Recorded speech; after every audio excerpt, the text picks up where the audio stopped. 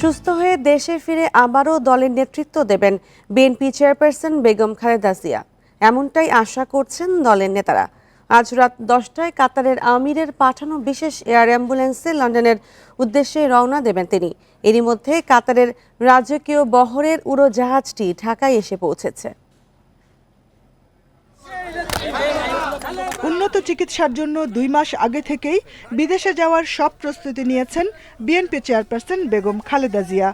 অসুস্থতার কারণে কয়েক দফা বাতিল হয় বিদেশ যাত্রার তারিখ। সবকিছু ঠিক থাকলে আজ রাতে লন্ডনের উদ্দেশ্যে রওনা হবেন বিএনপি প্রধান। বিএনপি নেতারা জানান, যুক্তরাজ্যে গিয়ে তিনি ভর্তি হবেন লন্ডন ক্লিনিকে। এরপর লিভার প্রতিস্থাপনের জন্য সেখান থেকে যেতে পারেন যুক্তরাষ্ট্রে। 7 তারিখ রাত্রে 10টার সময় একটি বিশেষায়িত অ্যাম্বুলেন্সে করে প্রথমে যুক্তরাজ্যে যাবেন। কাতারের আমির সেই ব্যবস্থা করেছেন। যুক্তরাজ্যে উনি কিছুদিন চিকিৎসা নেওয়ার পরে যুক্তরাষ্ট্রে একটি বিশেষায়িত মাল্টিডিসিপ্লিনারি হসপিটালে ওনার চিকিৎসা হবে। লিভার সিরোসিস সহ অন্যান্য, হার্ট সহ অন্যান্য জটিলতা ওনার যেগুলো আছে, আর্থ্রাইটিস সহ। বিএনপি চেয়ারপারসনকে কাতারের যে এয়ার অ্যাম্বুলেন্সে বিদেশে নেওয়া হচ্ছে তাতে সব ধরনের চিকিৎসা সহায়তার ব্যবস্থা থাকবে। কাতারের আমির তার নিজস্ব যে অ্যাম্বুলেন্স, এয়ার অ্যাম্বুলেন্স প্রেরণ করেছে, যাতে বেগম খালেদা জিয়াকে এয়ার অ্যাম্বুলেন্সে সঠিকভাবে লন্ডনে নিয়ে যাওয়া হয়।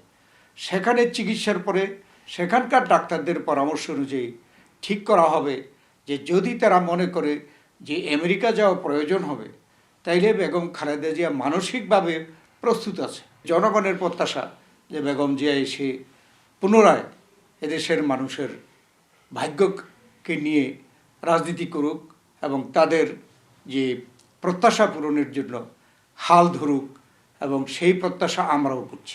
খালেদা জিয়ার সাথে তার প্রয়াত ছোট ছেলে আরাফাত রহমান কোকোর স্ত্রী সৈয়দা শর্মিলা রহমান, 6 জন চিকিৎসক সহ 15 জনের যাওয়ার কথা রয়েছে। Jahanara Parvin, independent news, Dhaka. বিএনপির ভারপ্রাপ্ত চেয়ারম্যান তারেক রহমানের সভাপতিত্বে গুলশানে বিএনপি চেয়ারপারসনের কার্যালয়ে দলের স্থায়ী কমিটির বৈঠক হয়েছে। সোমবার রাত 8টা 40 মিনিটে শুরু হয়েছে, 11:15 পর্যন্ত এই বৈঠক চলে। বিএনপি চেয়ারপারসন বেগম খালেদা জিয়ার উন্নত চিকিৎসার জন্য লন্ডন যাওয়ার প্রাক্কালে দলের স্থায়ী কমিটির এই বৈঠক আহ্বান করা হয়। বিএনপি ভারপ্রাপ্ত চেয়ারম্যান তারেক রহমান বৈঠকে ভার্চুয়ালি যুক্ত হন। বিএনপি চেয়ারপারসনের প্রেস উইং থেকে এ তথ্য জানানো হয়েছে। দলীয় সূত্রে জানা গেছে, বৈঠকে দলের নীতি, কৌশল ও নতুন সিদ্ধান্ত নিয়ে আলোচনা হয়।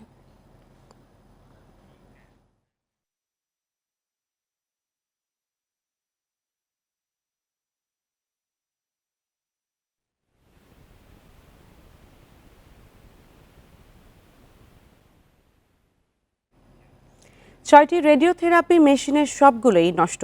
জাতীয় ক্যান্সার গবেষণা হাসপাতালে 15 দিন ধরে মিলছে না এই সেবা। ফলে প্রতিদিন বাধ্য হয়ে ফেরত যাচ্ছেন ক্যান্সার আক্রান্ত অন্তত 200 রোগী। নষ্ট মেশিন কবে সচল হতে পারে তা বলতে পারছেন না কেউ। ফেব্রুয়ারি ও মার্চে 2টি নতুন মেশিন চালু হওয়ার আশায় কর্তৃপক্ষ। ক্যান্সারের কোষ ধ্বংস করার চিকিৎসা রেডিওথেরাপি। এজন্য জাতীয় ক্যান্সার গবেষণা হাসপাতালে 6টি মেশিন ছিল। দীর্ঘদিন ধরে 4টি মেশিন অকেজো থাকলেও সচল ছিল 2টি। এবার নষ্ট হলো সেই 2টিও। রেডিওথেরাপি বিভাগে ঝুলছে মেশিন নষ্টের বিজ্ঞপ্তি। কবে চালু হবে বলা নেই। একের পর এক রোগী আসছেন আর ফেরত যাচ্ছেন। ঢাকার বাইরে থেকেও এসেছেন অনেকে। কেউ কেউ আবার দীর্ঘ সময় পর সিরিয়াল পেলেও থেরাপি নিতে গিয়ে দেখেন সেবা বন্ধ। আমরা আইসি এই যে থেরাপির জন্য, তা থেরাপির মেশিন নষ্ট, তখন আবার ঘুরে যাইতে হচ্ছে, বাড়ি তো অনেক দূরই, ব্যাটিং নিয়ে আবার ঘুরে বাড়ি চলে যাইতে হচ্ছে। তো গরিব মানুষ কি করবো, আমার তো ঘুরতে আসি, এখন তো আমরা সমর্থ নাই যে বলে বাহিরে গিয়ে দেওয়াই। বেসরকারিভাবে তো করার একটা অসম্ভব ব্যাপার। এই জন্য তো সরকারি এসে আসলাম, তারপরে দেখি এখন কি করা যায়। তো আমরা বলতে বলতে মুখও ব্যথা হয়ে যাচ্ছে সারাদিন, প্লাস হচ্ছে মানে একটা মানুষ তো কতদিন আর ফেরত পাঠানো যায় সেটা আমরাও বুঝি। আর ক্যান্সার তো খুব একটা যে ভালো একটা অসুখ তেমনটা না, কিন্তু আমরা তো একদম অসহায়, কিচ্ছু করার নাই আমাদের।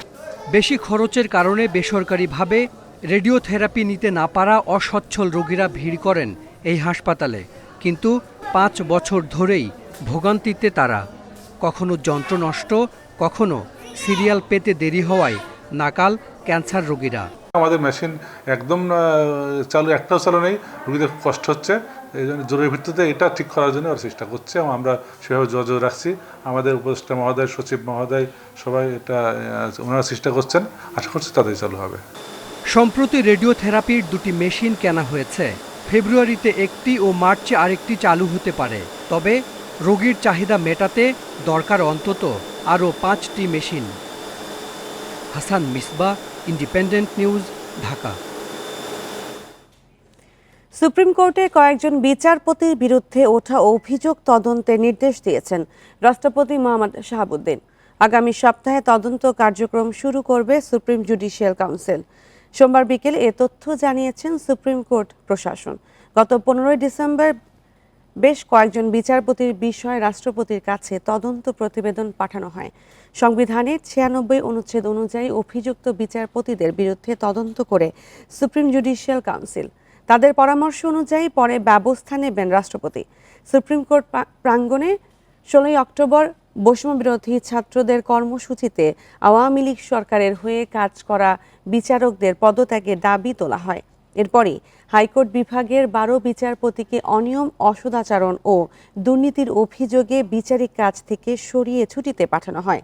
এছাড়া অসদাচরণের অভিযোগে 19 নভেম্বর পদত্যাগ করেন 3 বিচারক।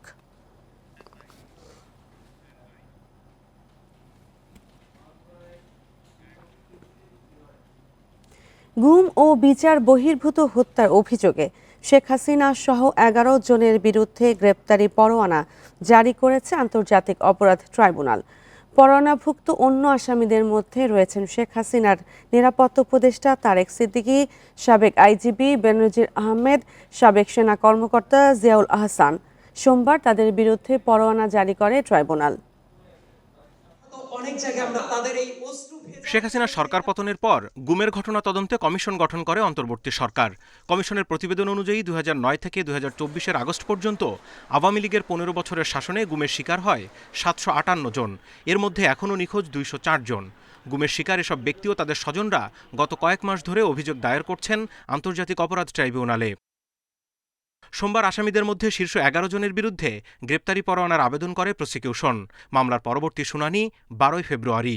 গ্রেপ্তার দেখানোর জন্য আবেদন জানিয়েছিলাম। এর মধ্যে সাবেক প্রধানমন্ত্রী শেখ হাসিনা, তার তদানীন্তন নিরাপত্তা উপদেষ্টা তারেক সিদ্দিকী, তদানীন্তন আইজিপি বেনজির আহমেদ। আদালত সেই গ্রেপ্তারি পরোয়ানা জারি করেছেন এবং এদের মধ্যে একজন মেজর জেনারেল বরখাস্তকৃত জিয়াউল আহসান, যিনি কারাগারে আটক আছেন, তাকে প্রোডাকশনের জন্য আদেশ দিয়েছেন। আদালতে প্রসিকিউশন জানায়, আওয়ামী লীগ সরকার শত শত মানুষকে গুম করে আয়নাঘরে আটকে রেখে অমানবিক নির্যাতন চালায়। তাদের গুম করার জন্য পুলিশ ও গোয়েন্দা কর্মকর্তাদের বিদেশ মিশনে পাঠানো, প্রমোশন দেওয়া সহ নানা প্রলোভন দেখাতো। এই জাতি, এই সরকারের কাছে যে সবচেয়ে বড় প্রত্যাশা, সেটা হচ্ছে এই সমস্ত ঘৃণ্য মানবতা বিরোধী অপরাধের বিচার করা। এবং আমরা বলেছি 2025 সালটাই হবে বিচারের বছর। এই অপরাধের সাথে যারাই জড়িত থাকুক, তারা কেউ রাষ্ট্রের চেয়ে বড় না, কেউই আইনের ঊর্ধ্বে নয়। সুতরাং আমরা বলেছি, আমরা খুঁজছি অপরাধ, আমরা খুঁজছি অপরাধী। আমরা দেখব না কে কত বড়, কে কোথায় চাকরি করেন, কার কি পজিশন। এবার গুমের ঘটনার সুষ্ঠু তদন্তের মাধ্যমে জড়িতদের বিচার নিশ্চিত হবে বলে আশা ভুক্তভোগী ও স্বজনদের। আইন প্রয়োগকারী সংস্থা ধরে নিয়ে গেছে, পুলিশ বলেন, র্যাব বলেন, ডিজিএফআই বলেন, আইন প্রয়োগকারী সংস্থারা ছিল, সাদা পোশাকে ছিল, এবং তাদেরকে যেন স্পেসিফিক্যালি আইডেন্টিফাই করা হয়। শেখ হাসিনা কতটা পৈশাচিক ছিল আমরা এখন বুঝতে পারতেছি। এখন যারা এই কাজ করেছে তারাও আমার সাথে কথা বলেছে। আন্তর্জাতিক অপরাধ ট্রাইব্যুনালের সংশোধিত আইনে সম্প্রতি গুমের অপরাধকে বিচারের আওতায় আনা হয়েছে। Zahidul Bashar, independent news, Dhaka. সব দুর্নীতি মামলায় সাবেক প্রধানমন্ত্রী শেখ হাসিনাকে আত্মপক্ষ সমর্থনের সুযোগ দেওয়া হবে। এজন্য আইন অনুযায়ী তাকে জিজ্ঞাসাবাদের জন্য তলবও করা হবে। সোমবার বিকেলে দুর্নীতি দমন কমিশনের প্রধান কার্যালয়ে সাংবাদিকদের প্রশ্নের জবাবে এ কথা জানান মহাপরিচালক আক্তার হোসেন। তিনি বলেন, আইন অনুযায়ী মামলার আসামিকে আত্মপক্ষ সমর্থনের সুযোগ দেওয়া হবে। শেখ হাসিনার ক্ষেত্রেও তার ব্যতিক্রম হবে না। এছাড়া তিনি জানান, প্রায় 3.5 কোটি টাকার জ্ঞাত আয় বহির্ভূত সম্পদ অর্জনের অভিযোগে চট্টগ্রাম 16 আসনের সাবেক সংসদ সদস্য মোস্তাফিজুর রহমান ও তার স্ত্রীর বিরুদ্ধে আলাদা মামলা করেছে সংস্থাটি। পাশাপাশি নাটোর 2-এর সাবেক সংসদ সদস্য শফিকুল ইসলাম শিমুল ও তার স্ত্রীর প্রায় 16 কোটি 38 লাখ টাকার আয় বহির্ভূত সম্পদ অর্জনের অভিযোগে আরও 2টি মামলা করা হয়েছে। আলোচিত ছাগল কাণ্ডে মিথ্যা তথ্য দান ও অবৈধ সম্পদ অর্জনের অভিযোগে এনবিআরের সাবেক সদস্য মতিউর রহমান ও তার প্রথম স্ত্রী ও ছেলের বিরুদ্ধে মামলা করেছে সংস্থাটি।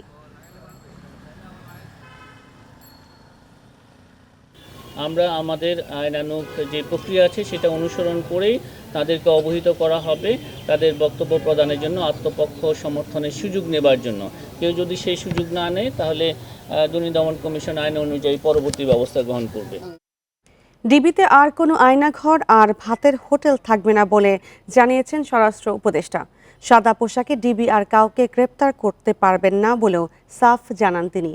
বাংলাদেশে বসবাসরত অবৈধ বিদেশিদের বিষয়ে 31 জানুয়ারির পর ব্যবস্থা নেবে সরকার। সোমবার সকালে পাসপোর্ট অফিস ও দুপুরে ডিবি অফিস পরিদর্শন শেষে এসব কথা বলেন উপদেষ্টা। সোমবার সকাল 10টায় রাজধানীর আগারগাঁওয়ের পাসপোর্ট ও বহিরাগমন অধিদপ্তর পরিদর্শন করেন স্বরাষ্ট্র উপদেষ্টা। বলেন, 1 ফেব্রুয়ারি থেকেই বাংলাদেশে বসবাসরত অবৈধ বিদেশিদের বিরুদ্ধে ব্যবস্থা নেওয়া হবে। রোহিঙ্গাদের কারণে পাসপোর্ট করতে পুলিশ ভেরিফিকেশনের বাধ্যবাধকতা এখনই বন্ধ করা যাচ্ছে না, জানান উপদেষ্টা। পুলিশ ভেরিফিকেশন থাকছে কি থাকছে না এর ব্যাপারে আমি এখনও বলতে পারবো না। বাট যদি দেখা যায় যে শুধু আমাদের আইডি কার্ডে দিয়ে পারা যায় তো হয়তো আমরা পুলিশ ভেরিফিকেশন তো উঠাই দিব, যেহেতু আইডি কার্ডও তো আমাদের মন্ত্রণালয়ে আসতেছে। আর প্লাস আমাদের ধরনের পুলিশ রিফর্ম কমিশনের তাদের একটা রিকমেন্ডেশন যদি থাকে সেই সময় অন্য কথা। দুপুর 12টার দিকে ডিবি অফিস পরিদর্শনে যান জাহাঙ্গীর আলম চৌধুরী। পরে সাংবাদিকদের জানান, সাদা পোশাকে কাউকে গ্রেপ্তার করতে পারবে না ডিবি। এছাড়া কেউ দুর্নীতি করলে তার বিরুদ্ধে সংবাদ প্রচারের আহ্বান জানান তিনি। আয়নাঘর বলতে কোনো কিছু থাকবে না, এখানে কোনো ভাতের হোটেলও থাকবে না। আর প্লাস এই ডিবিদের ক্ষেত্রে এইও বলা হয়েছে যে এরা সিভিল ড্রেসে কাউরে অ্যারেস্টও করবে না, তাদের জ্যাকেট অবশ্যই পরিধান করতে হবে, তাদের আইডি কার্ড শো করতে হবে। তা আপনার আইনের বাইরে তারা কোনো কাজ করে, আমি বলছি যে আইনের বাইরে যদি আমিও কোনো আদেশ করি তারা যেন করে না। মিয়ানমার থেকে মাদকের চালান বন্ধে কঠোর নজরদারির কথা জানান স্বরাষ্ট্র উপদেষ্টা। সীমান্ত নিয়ন্ত্রণে মিয়ানমার সরকার ও আরাকান আর্মি দুপক্ষের সাথেই সরকার যোগাযোগ রাখছে বলেও জানান স্বরাষ্ট্র উপদেষ্টা। আমাদের যেন কোনো রকমের কোনো অসুবিধা হয় না, এই ব্যাপারে আমরা পুরাটা সজাগ আছি। Khaled Raihan, Independent news, Dhaka. বরিশাল শিক্ষা বোর্ডের 5 শতাধিক স্কুলে কমিটি নিয়ে বিরোধ ও মামলা ব্যাহত হচ্ছে শিক্ষা কার্যক্রম। মামলার খরচ চালাতে স্কুলগুলোতে চলছে অর্থ সংকট। এতে শিক্ষার পরিবেশ বিঘ্নিত হওয়ার ক্ষুব্ধ অভিভাবকেরা। বরিশাল শিক্ষা বোর্ডের অধীনে মাধ্যমিক স্কুল আছে 1800। আহ্বায়ক ও ম্যানেজিং কমিটির মাধ্যমে পরিচালিত হয় এসব স্কুল। তবে ম্যানেজিং কমিটি গঠন নিয়েই অস্থিরতার কবলে অনেক শিক্ষা প্রতিষ্ঠান। গত 4 বছর বহিষ্কার হয়ে পালিয়েছিলেন একে আসমত আলী খানের শিক্ষক HM জসিমউদ্দিন। বহিষ্কার হয়ে 20 মাস পালিয়ে থাকতে হয়েছে শেরেবাংলা বালিকা মাধ্যমিক বিদ্যালয়ের প্রধান শিক্ষককে। এই 2 স্কুলে আছে একাধিক মামলা। ক্লাস ফেলে শিক্ষকদের ঘুরতে হচ্ছে আদালতে। আমার বিরুদ্ধে মিথ্যা মামলা দিয়ে প্রায় 4টি বছর আমাকে বিদ্যালয়ের বাইরে রেখেছে। আমি ছেলেমেয়ের সহ মানবতা জীবনযাপন করেছি। সভাপতি ছিলেন সরকারি কর্মকর্তাগণ, সেখান থেকে নিয়ে আসা হয়েছে দলীয় লোক সভাপতি করা হয়েছে। এটা খুব ভালো বলে আমি মনে করি না। শিক্ষকদের দাবি, বিরোধ নিয়ে আদালতে যাওয়ার আগে সঠিকভাবে যাচাই বাছাই হলে জটিলতা কমানো সম্ভব। মামলা যারা নেয় তাদের যারা করতে যায় তাদের সাথে একটু যদি বিবেচনা করে, একটু খোঁজখবর নিয়ে দেখে যে আসলে মামলাটা করাটা কতটা যৌক্তিক, তাহলে মনে হয় ভালো হয়। এদিকে স্কুলগুলোতে বিরোধ নিষ্পত্তির জন্য প্রয়োজনীয় পদক্ষেপ নেওয়ার কথা জানিয়েছে শিক্ষা বোর্ড। আমার কর্মকালীন সময়ে আমি অতি দ্রুত নিজে উদ্যোগ নিয়ে এই মামলাগুলো নিষ্পত্তির চেষ্টা করব, যাতে আমার শিক্ষার মান উন্নয়ন অব্যাহত থাকে। দরকার হলে আমি এই মামলাগুলো পরিচালনার জন্য আমি একটা মনিটরিং সেল বা মনিটরিং কমিটি করব, যারা নিয়মিতভাবে আমরা এটার তথ্য পেতে পারি। বরিশাল শিক্ষা বোর্ডের 502টি স্কুল কমিটি নিয়ে দ্বন্দ্ব মামলায় জর্জরিত। এর মধ্যে 86টি স্কুলের মামলা গড়িয়েছে উচ্চ আদালত পর্যন্ত।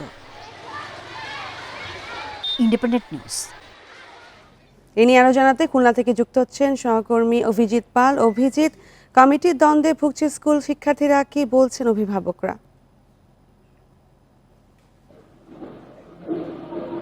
হ্যাঁ, আপনি যেমনটি বরিশালের ঘটনা শুনছেন, ঠিক একই প্রেক্ষাপট আসলে ছাত্র জনতার গণ অভ্যুত্থানের পর আসলে খুলনাতেও হয়েছিল। কারণ এই যে বিভিন্ন শিক্ষা প্রতিষ্ঠানগুলো রয়েছে, সেই শিক্ষা প্রতিষ্ঠানগুলোর ম্যানেজিং কমিটি এবং যে গভর্নিং কমিটিগুলো হয়ে থাকে, সেই কমিটিগুলোতে আসলে রাজনৈতিক বিবেচনায় রাজনৈতিক ব্যক্তিদেরকে আসলে সভাপতি পদে নিয়োগ দেওয়ার কারণে আসলে এই সমস্যাটি তৈরি হয়।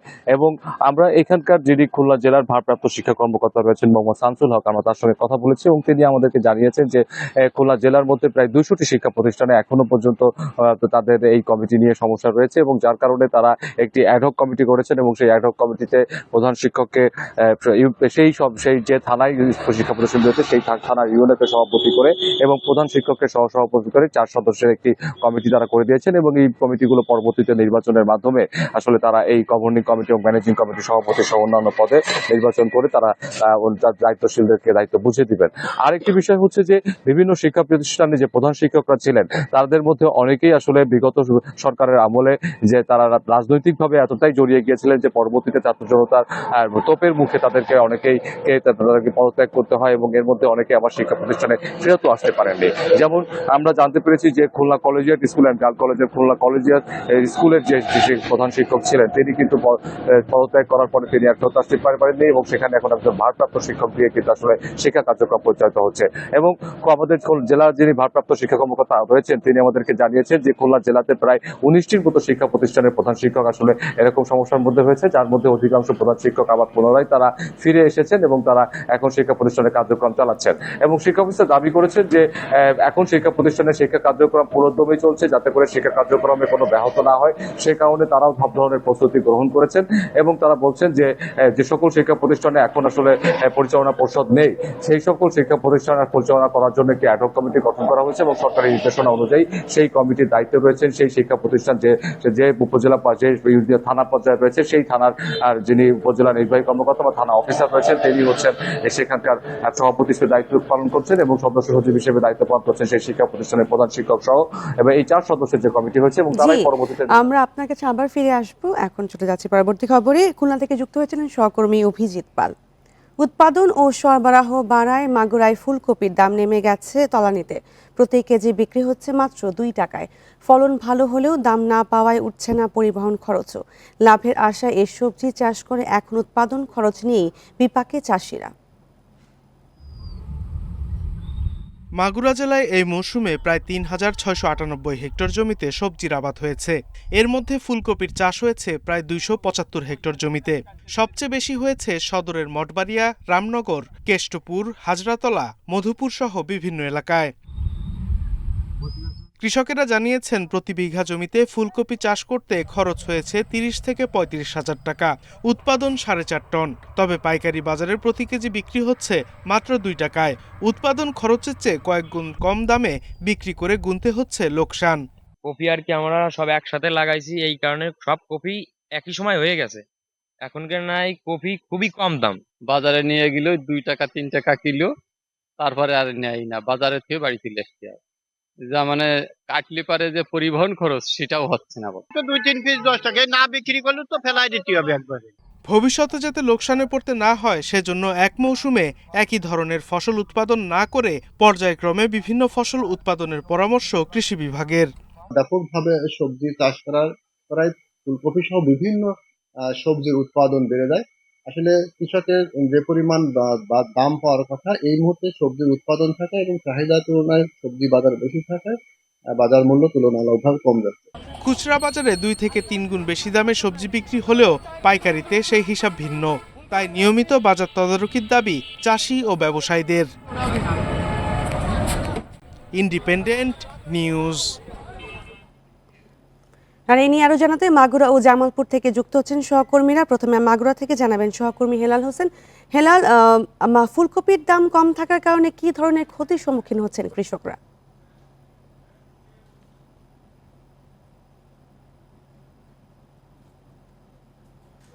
অতিষ্ঠ হয়ে পড়েছে, তেমনি মাগুরার যারা ফুলকপি চাষি রয়েছেন তারাও কিন্তু চরম বিপাকে পড়েছেন। ফুলকপির দাম না পেয়ে তারা কিন্তু প্রতি কেজি কিন্তু 2 টাকা দরে এই পাইকারি খুচরা বাজারে বিক্রি করছেন। আমি এখন দাঁড়িয়ে রয়েছি মাগুরার একমাত্র যে পাইকারি খুচরা বাজার রয়েছে, আমি এখানে দাঁড়িয়ে রয়েছি। এখানে তারা মাগুরার বিভিন্ন প্রান্ত থেকে যে ফুলকপি চাষিরা রয়েছেন তারা এখানে এসে ফুলকপি বিক্রি করছেন। মাত্র কিন্তু তারা বলছেন যে ফুলকপি তারা এখানে পাইকারি কাঁচা বাজারে নিয়ে আসছেন, তারা আমি এখানে কথা বলেছি, এখানে যে সাধারণ পাইকারি ব্যবসায়ীরা রয়েছেন তারা আমাকে বলেছেন যে তারা প্রতি বস্তা প্রতি কিন্তু 90 থেকে 100 টাকা দরে এই ফুলকপি কিনে রাখছেন। যার কারণে কিন্তু যে সাধারণ ব্যবসায়ীরা রয়েছেন, ফুলকপি ব্যবসায়ীরা, তারা কিন্তু চরম হতাশার মধ্যে পড়েছেন। কারণ তারা যে পরিবহন খরচ সেটাও কিন্তু তারা মেটাতে পারছেন না এই ফুলকপি বিক্রি করে। তো আমি কিছু ফুলকপি চাষির সাথে কথা বলেছিলাম, তারা আমাকে জানিয়েছেন অনেকেই কিন্তু যে প্রত্যন্ত গ্রাম অঞ্চলে যে ফুলকপি চাষ করে থাকেন তারা কিন্তু অনেকেই গ্রামীণ যে এনজিও সংস্থা রয়েছে সেখান থেকে তারা লোন নিয়ে কিন্তু ফুলকপি চাষ করেন এবং এই লোনের মাধ্যমে তারা কিন্তু এই ফুলকপি উৎপাদন করে তারা লোন পরিশোধ করেন এবং তাদের সংসার চালান। এবং আরেকটা বিষয় আমি জানিয়ে রাখি, তারা যে এই ফুলকপি বিক্রি করে পরবর্তীতে যে চাষাবাদ করবেন সেটি কিন্তু তারা করে থাকেন। এবং আমি কথা বলেছি বিভিন্ন যে এই মাগুরার যে সাধারণ পাইকারি ব্যবসায়ীরা রয়েছেন তারা বলছেন যে বাজারে পর্যাপ্ত পরিমাণে কিন্তু উৎপাদন থাকার কারণে কিন্তু এই ফুলকপির দাম একেবারেই কমে পড়েছে। তা আমি কথা বলেছিলাম মাগুরা জেলার যে কৃষি সম্প্রসারণ অধিদপ্তর সেই কর্মকর্তার সাথে আমি কথা বলেছিলাম, তিনি মূলত আমাকে জানিয়েছিলেন যে মাত্র 2টো মৌসুমে কিন্তু এই ফুলকপি চাষ হয়ে থাকে। জুন জুলাই অতিরিক্ত বৃষ্টি হওয়ার কারণে কিন্তু বিভিন্ন ফুলকপি চাষিরা তারা পর্যাপ্ত পরিমাণ চাষ করতে পারেন নাই, যার কারণে কিন্তু তখন কিছুটা চাষ হলেও তারা কিছুটা দাম পেয়েছিলেন। কিন্তু এখন এই যে নভেম্বর ডিসেম্বরে যে ফুলকপি চাষিরা রয়েছেন তারা চাষ করেছেন পর্যাপ্ত পরিমাণে, যার কারণে কিন্তু বাজারে প্রচুর পরিমাণে সরবরাহ থাকার কারণে কিন্তু তারা এখন দাম পাচ্ছেন না। তো আমি কথা বলেছিলাম, তিনি আমাকে কর্মকর্তা জানিয়েছিলেন যে সমন্বয় ভাবে তারা যদি চাষ করেন, বিভিন্ন পদ্ধতিতে তারা যদি চাষ করেন তাহলে তারা ফুলকপি চাষে বেশি লাভবান হতে পারবেন। এবং আমি ফুলকপি চাষিরা আমাকে জানিয়েছেন। আপনি আমাদের সঙ্গেই থাকুন, চলে যাচ্ছি জামালপুর থেকে জানাবেন সহকর্মী সাইমুম সাব্বির শোভন, এই যে ফুলকপির দাম এতটা কম এবং চাষিদের এত ভোগান্তি, সেক্ষেত্রে সমাধানের উপায় কি? দেখুন, আসলে জামালপুরে এবছর 14,045 হেক্টর জমিতে শীতকালীন সবজির আবাদ হয়েছে। তো আমি এখন যে বাজারটিতে দাঁড়িয়ে আছি জামালপুর শহরতলির ফেরিঘাট বাজার, এখান থেকে আসলে জামালপুর, শেরপুর, রাজধানী ঢাকা সহ দেশের বিভিন্ন প্রান্তে কিন্তু সবজি পাঠানো হয়। তো ফুলকপির বিষয়ে যেটি বলছিলেন যে এই বাজার থেকে আসলে ফুলকপি প্রতি পিস পাইকারি দরে 4 থেকে 6 টাকা বিক্রি হচ্ছে এবং এটি খুচরা বিক্রি হচ্ছে 10 থেকে 15 টাকা। আর প্রতি কেজি পাইকারি বিক্রি হচ্ছে 8 থেকে 10 টাকায়, আর এটি খুচরা বাজারে বিক্রি হচ্ছে 15 থেকে 20 টাকায়। তো এই ফুলকপির যে আসলে এই এত কম মূল্য, কৃষকরা যেটি বলছেন যে আসলে চাহিদার তুলনায় সরবরাহ বেশি থাকায় আসলে এই চিত্রটি দেখা দিয়েছে। তো এইসব বিষয়ে সাধারণ কৃষক, ব্যবসায়ী এবং কৃষি সম্প্রসারণ অধিদপ্তরের সাথে কথা বলে আমি যেটি জেনেছি যে আসলে মৌসুমের শেষে যখন সরবরাহ কিছুটা কমে আসবে তখন দাম কিছুটা বাড়তে পারে, তাছাড়া আসলে দাম বাড়ার কোনো সম্ভাবনা দেখছেন না কেউই। আর ভিন্ন দিকে এই দাম কমার জন্য কিন্তু আসলে ব্যবসায়ীদের মাঝে তেমন কোনো প্রভাব না পড়লেও, ভোক্তাদের মাঝে প্রভাব না পড়লেও একদম খুবই ক্ষতিগ্রস্ত হচ্ছে সাধারণ কৃষক। কারণ তারা বিঘা প্রতি যে পরিমাণ অর্থ খরচ করে লোন নিয়ে বা ধার করে যে ফুলকপি চাষ করেছেন সেই টাকা কিন্তু তাদের উঠছে না। তো সাধারণ কৃষকরা আসলে যেটি দাবি করছে যে আসলে এ পর্যায়ে মধ্যস্থ ভোগী আছে কিছু, যারা আসলে এই ফুলকপি তাদের কাছ থেকে ক্রয় করে বাজারে অধিক মূল্যে বিক্রি করছে বা জেলা শহরের থেকে বিভাগীয় পর্যায়ে এবং ঢাকা পর্যায়ে কয়েক গুণ বেশি মূল্যে বিক্রি করছে। তো এই সিন্ডিকেটটা যদি তারা আসলে ভাঙতে পারে প্রশাসন, তাহলে এই ফুলকপির দাম কৃষকরা কিছুটা বেশি পেতে পারে। তাছাড়া আসলে অন্য কোনো সমাধান কেউই দেখছেন না। তো কৃষি বিভাগ যেটি বলছেন যে মৌসুমের শেষের দিকে যদি সরবরাহ কিছুটা কমে তাহলে সেখানে আসলে ফুলকপির দাম পেতে পারে। মূলত এই ছিল সার্বিক তথ্য। জি, ফুলকপির দর নিয়ে জানাচ্ছিলেন সহকর্মীরা জামালপুর ও মাগুরা থেকে। নির্মাণের ত্রুটি থাকায় 10 বছর ধরে অকেজো পড়ে আছে জয়পুরহাট পৌর শহরের পানির ওভারহেড ট্যাঙ্ক। স্থানীয়দের অভিযোগ এটি নির্মাণে অনিয়ম ও দুর্নীতি হয়েছে। বিষয়টি তদন্ত করে ব্যবস্থা নেওয়ার কথা জানিয়েছেন প্রশাসন। জয়পুরহাট পৌরসভার খজনপুরে 2014 সালে পানি ধারণের এই ওভারহেড ট্যাঙ্কটি নির্মাণ করা হয়। এই প্রকল্পের আওতাধীন পানির লোহা দূর করার প্ল্যান্টটি স্থাপন না করে ঠিকাদার 6 কোটি 35 লাখ টাকা বিলের মধ্যে তুলে নিয়েছে 5 কোটি 35 লাখ। নির্মাণের পরপরই ওভারহেড ট্যাঙ্কটিতে ত্রুটি ধরা পড়ে। স্থানীয়দের অভিযোগ, গাফলতি, অনিয়ম ও দুর্নীতির কারণে ট্যাঙ্কটির চালুর আগে নষ্ট হয়ে যায়। সব টাকা নষ্ট, গচ্ছা, কোনো পরিমাণ পানি পাইনি আমরা খাওয়ার মতন। 10 বছর থেকে অকেজ অবস্থায় পড়ে আছে। এটা যখন তৈরি করে পানি যখন লোড দেয় তখন পানি চুয়ে চুয়ে পড়ে। এটা থেকে আমরা কোনো পানি পাই নাই এবং প্রায় 5-6 কোটি টাকা খরচ করে এটা নির্মাণ করা হয়েছে। চেয়ারম্যানেরা তো সব এলা মারা ধরা পার্টি সব মারা ধরে নিয়েছে, চলে গেছে। আমরা অনেক চেষ্টা করছি কিন্তু আর ওটা সুফল কোনো পাইনি। পৌর প্রশাসক জানান, প্রকল্পে অনিয়ম ও দুর্নীতির বিষয়ে কোনো অভিযোগ পাওয়া যায়নি, তবে বিষয়টি তদন্ত করে ব্যবস্থা নেওয়া হবে। এখন পর্যন্ত কোনো অভিযোগ পাইনি আমি দায়িত্ব নেওয়ার পর। আগেও কোনো অভিযোগ আছে বলে আমি শুনি নাই। তবে অভিযোগ পেলে তখন ব্যবস্থা নেওয়া হবে অবশ্যই। অনিয়ম ও দুর্নীতির বিষয়ে কথা বলতে রাজি হননি পৌরসভার পানি শাখার কর্মকর্তারা। Independent news.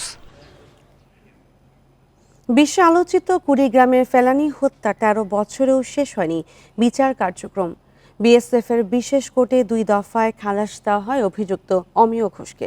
এর রায় প্রত্যাখ্যান করে মানবাধিকার সংগঠনের সহযোগিতায় ভারতের সুপ্রিম কোর্টে রিট করা হলেও এখনো পর্যন্ত হয়নি শুনানি। আওয়ামী লীগ সরকারের সময় বিচার না হলেও নতুন সরকারের কাছে ন্যায় বিচারের আশা ফেলানীর বাবা মায়ের। 2011 সালের 7 জানুয়ারি কুড়িগ্রামের অনন্তপুর সীমান্তে কিশোরী ফেলানীকে গুলি করে হত্যা করে বিএসএফ। পরে মরদেহ কাঁটাতারে ঝুলিয়ে রাখে 4.5 ঘণ্টা। বিষয়টি বিশ্বব্যাপী সমালোচনার ঝড় তোলে। ঘটনার 2 বছর পর 2013 সালের 13 আগস্ট ভারতের কোচবিহারে বিএসএফের বিশেষ কোর্টে শুরু হয় এ হত্যাকাণ্ডের বিচার। ফেলানীর বাবা ও মামার সাক্ষ্য গ্রহণ শেষে 6 সেপ্টেম্বর অভিযুক্ত অমিয় ঘোষকে খালাস দেয়। রায় প্রত্যাখ্যান করে পুনঃবিচার দাবির পর দ্বিতীয় দফাতে তাকে দেয়া হয় খালাস। পরে ভারতের মানবাধিকার সুরক্ষা মঞ্চ ফেলানীর বাবার পক্ষে দেশটির সুপ্রিম কোর্টে রিট পিটিশন করে।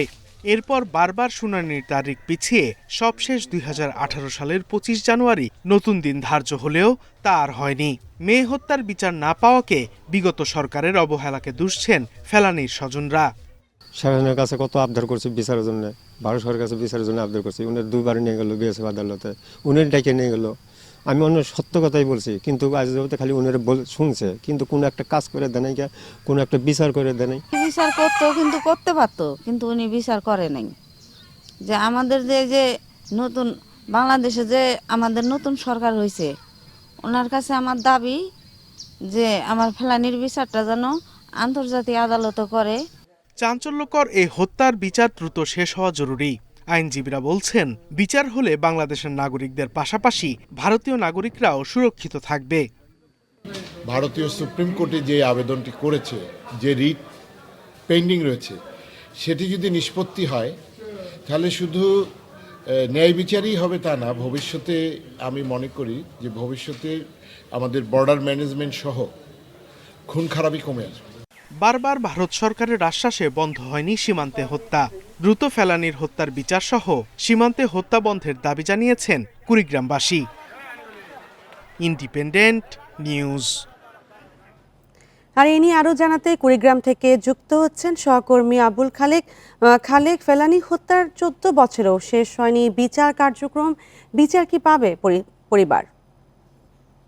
যে আপনি যেমনটি বলছিলেন, আসলে ফেলানীর পরিবার কিন্তু এখনো ন্যায় বিচারের প্রতীক্ষায় প্রতিনিয়ত তারা অপেক্ষা করেন এবং প্রতি বছর এই মৃত্যুবার্ষিকী যখন আসে তখন তারা নতুন করে এই আশা পুনর্ব্যক্ত করেন এবং নতুন স্বপ্ন দেখেন এবং তারা মনে করেন যে একদিন এই ফেলানীর যে নৃশংস হত্যাকাণ্ড সেটির ন্যায় বিচার প্রতিষ্ঠিত হবে, সেই অপেক্ষায় তারা থাকেন। এবং এখন তার বাবা মা যেটি বলছেন যে পরিবর্তিত পরিস্থিতিতে যে সরকার বদলের পরে তারা মনে করছেন যে আবার নতুন করে সরকার একটি উদ্যোগ নেবে এবং প্রয়োজনে আন্তর্জাতিক আদালতের মাধ্যমে এই বিষয়টি নিষ্পত্তি হবে। কারণ আপনি জানেন যে 2011 সালে যখন ফেলানী হত্যাকাণ্ডটি সংঘটিত হয় কুড়িগ্রাম জেলার ফুলবাড়ি উপজেলার অনন্তপুর সীমান্তে, তখন কিন্তু শুধু বাংলাদেশে নয় সারা পৃথিবীতে এটি নিয়ে ব্যাপক আলোচিত হয় এবং পত্রপত্রিকায় ব্যাপক রিপোর্ট হয়, এবং তারই পরিপ্রেক্ষিতে কিন্তু বিএসএফ বাধ্য হয়ে একটি আদালত গঠন করে, এবং সেই আদালতে কিন্তু ফেলানীর বাবা মনে করেন যে তারা ন্যায় বিচার পান নাই। যদিও ঘটনার প্রত্যক্ষদর্শী ছিলেন তিনি এবং তিনি সাক্ষ্য দিয়েছেন, তারপরেও কিন্তু ন্যায় বিচার প্রতিষ্ঠিত হয়নি। তার পরবর্তী সময়ে আবার আপিল করার কারণে পুনরায় ওই বিএসএফ আবার আরেকটি আদালত গঠন করে এবং সেখানে তিনি কিন্তু ন্যায় বিচার পাননি। ফলে এখন কিন্তু ভারতের যে সুপ্রিম কোর্ট সেটিতে তিনি আবেদন করেছেন, রিট আবেদন, এবং ভারতের যে বাংলাদেশ এবং ভারতের যে মানবাধিকার সংগঠনগুলো তাকে সহায়তা করছে, এবং সেক্ষেত্রে বারবার এই যে শুনানির তারিখ পিছিয়ে যাওয়ার কারণে কিন্তু সঠিক যে ন্যায় বিচার সেটিও তিনি কিন্তু পাচ্ছেন না। তবে তিনি মনে করছেন যে একদিন না একদিন এর বিচার হবে এবং সেই বিচারের প্রতীক্ষায় তিনি আছেন। আপনাকে আরেকটি কথা জানিয়ে রাখি যে ফেলানীর যে পরিবার সেটি কিন্তু একটি বড় পরিবার, এবং ভারতের আসাম রাজ্যের বঙ্গাই গ্রামে একটি এলাকায় মুদি দোকান চালাতো ফেলানীর বাবা, এবং ফেলানীর বিয়ের দিনক্ষণ ঠিক করার কারণে কিন্তু তাকে বাংলাদেশে নিয়ে আসছিলেন, এবং বাংলাদেশের সীমান্ত পেরিয়ে ভারতের সীমান্ত পেরিয়ে বাংলাদেশে আসার সময় কিন্তু বিএসএফ এর যে সদস্য অমিয় ঘোষ, সেই অমিয় ঘোষ কিন্তু তাকে খুব কাছ থেকে গুলি করে হত্যা করে, এবং প্রায় 4.5 ঘন্টা সেই লাশ কিন্তু ঝুলেছিল কাঁটাতারে। সেই ঘটনাটি পরে স্বরাষ্ট্রমন্ত্রী তার বাড়িতে আসেন এবং 3 লক্ষ টাকা তখন সহায়তা দেওয়া হয় একটি মুদি দোকান করার জন্য। কিন্তু এখন যে আর্থিক অবস্থা, বড় পরিবার হিসেবে ছেলেমেয়ে সবাই বড় হয়ে গেছে, এবং তাদের যে আর্থিক অবস্থা, কর্মসংস্থান সেটি কিন্তু এখনো নিশ্চিত হয়নি। তো ফেলানীর পরিবার মনে করেন যে সরকার ন্যায় বিচারের পাশাপাশি তাদের পুনর্বাসনেরও একটি উদ্যোগ গ্রহণ করবে। জি, কুড়িগ্রাম থেকে জানাচ্ছিলেন সহকর্মী আব্দুল খালেক। আর এই ছিল এখনকার সংবাদে ইন্ডিপেন্ডেন্ট টেলিভিশনের সব খবর। বিস্তারিত জানতে চোখ রাখুন ফেসবুক, ইউটিউব ও এক্সে। ধন্যবাদ সবাইকে।